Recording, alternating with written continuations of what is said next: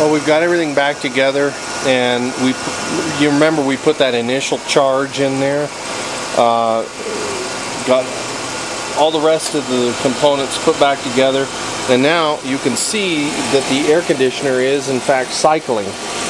Now what we're looking at here is we're just monitoring the low side pressure is all we're doing right now. So you can see right now it's turned off, and you can hear it turn on, and that means that the compressor is engaged. And what we're looking for is two different factors here. One of them is pressure drop, and then compressor on time. Now the compressor on time has to outweigh the compressor off time.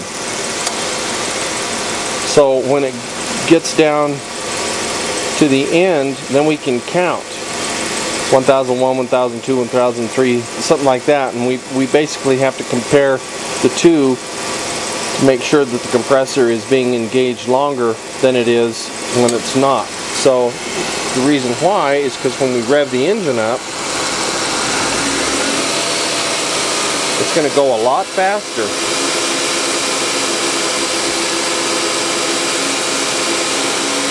So watch that gauge. There it's on. Now it's off. That's too much of a gap. So, but here's the next part of the equation. Let's have a look at the duct temperature.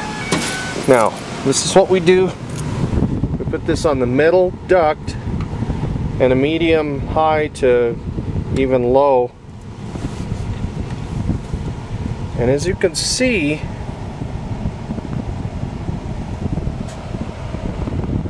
that so you can read that. That's sitting at about 42 degrees. That's a really nice duct temperature.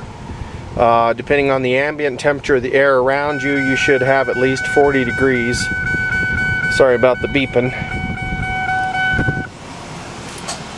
But we need a little cooler duct temperature so that the compressor on time is longer.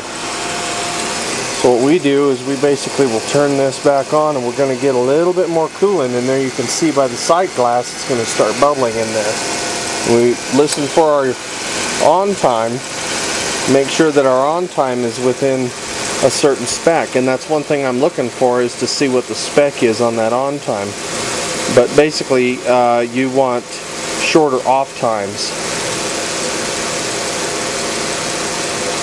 So this just basically is saying that you don't have to have a scale to weigh out your big bottle here. You can put 2 cans or 1.5 or 2 cans or even 3 cans of Freon in it, or refrigerant 134A, but you want to make sure you get it pretty close and you don't overcharge it, because then it will start blowing warm in the dash.